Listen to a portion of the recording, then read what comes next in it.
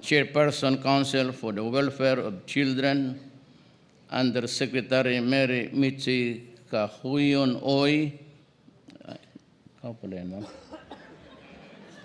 Hindi na ko sige tanong sino itong babae katabi ko. Undersecretary Eduardo Anyo is Undersecretary still because I know it's peculiar to the position. Men from the military and I think from the police cannot, are disqualified rather, to hold office for 1 year in their transition to the, I don't know. Iyan lang ang alam ko na batas na may prohibition from assumption for 1 year.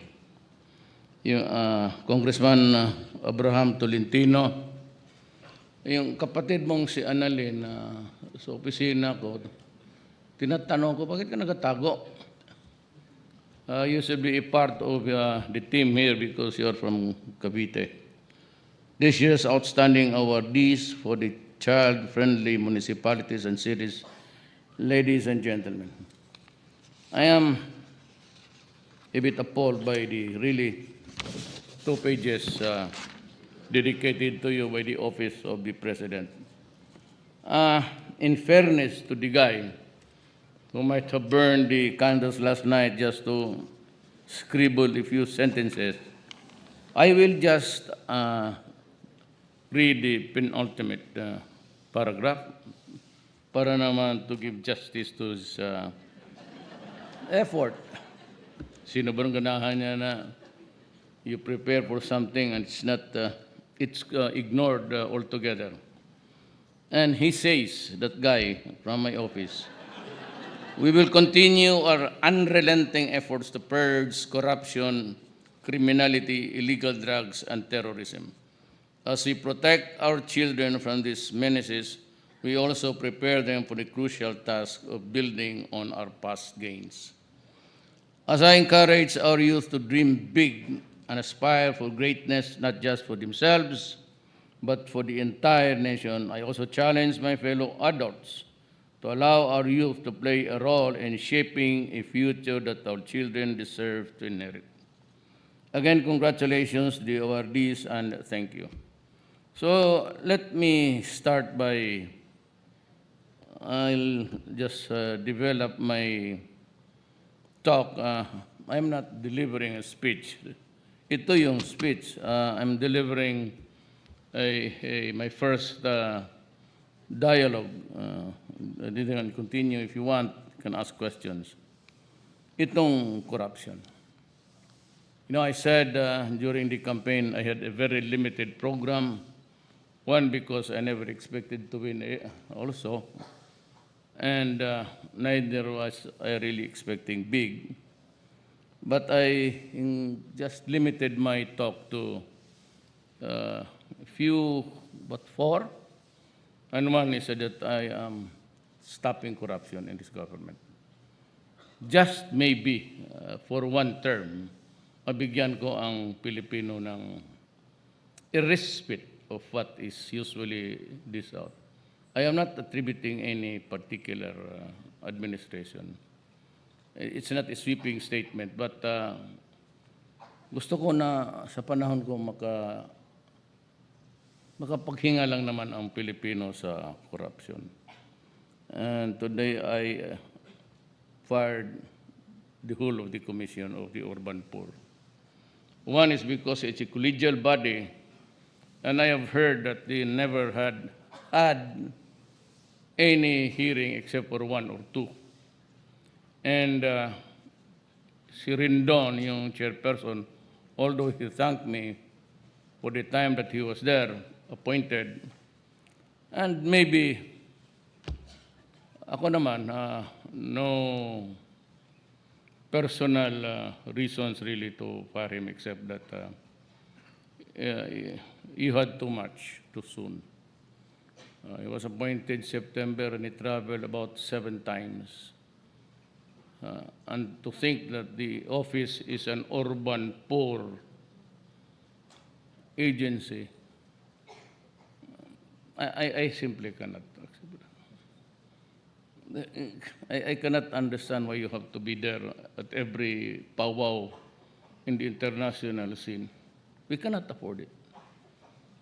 And that is why henceforth I said, everybody must get the permit from my office. And I will see if it's really worthwhile. But to travel 7 times, 8 times, ayaw ko na lang kasi too much too soon. So dito sa criminality, I am doing it just like corruption, no? For the next generation.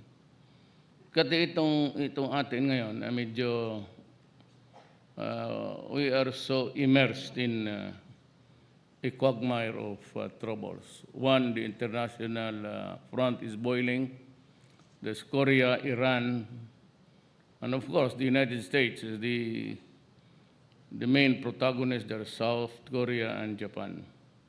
You know, these guys should realize that if we go to war, this planet Earth would melt and everybody will die, suffering in the process. Mabuti sana kung isang putok lang, it's thrown out of orbit and we're hurtling towards the universe, far and wide,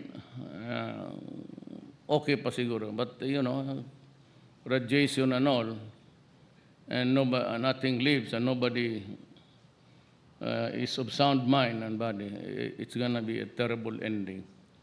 I don't know if it has, if you're a Christian or an Islam believer, it boils to one thing. There has to be an end of everything. I really hope that these guys would come to their senses and hindi ako makialam dyan. I am just praying that nothing serious will happen. Illegal drugs. Alam mo, my oath of office and yours in government simply reduce in its simplest term. It's something like this. I, Rodrigo Duterte, swears to everybody that I will protect the Filipino from harm, any harm for that matter, any degree, to what level, and that I preserve the nation. Itong druga, it has contaminated something like 4 million since then. Small number to what we have now in terms of population. But still, the fact that there is 4 million Filipinos reduced to slavery and worse, to a chemical that would be as an addiction, and every time the monkey rides on the back, kung kumakati na yung katawan, hindi naman mga mayaman, karamihan nito puro mahirap at they commit crimes. Wala sana akong problema dyan. Kung just like itong sa Balingang,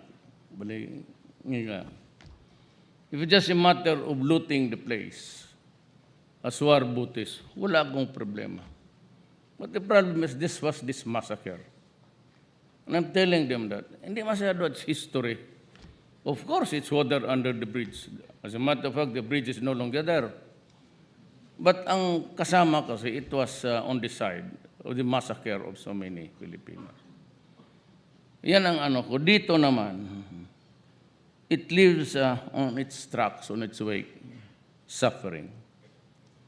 You know, ang sabi kasi nila, and human rights and all, etc., that ito si Duterte is a tool of fascism at gustong pumatay ng pumatay at pumatay. Sabi ko, tama kayo. Talagang patayin ko kayo. You know, when I was mayor for the 23 years of my life, I used to be a prosecutor. Ngayon nga si Malodi, lady was receiving the trophy for Davao. She used to be known as Miss Tarnate. I was then a fiscal and about the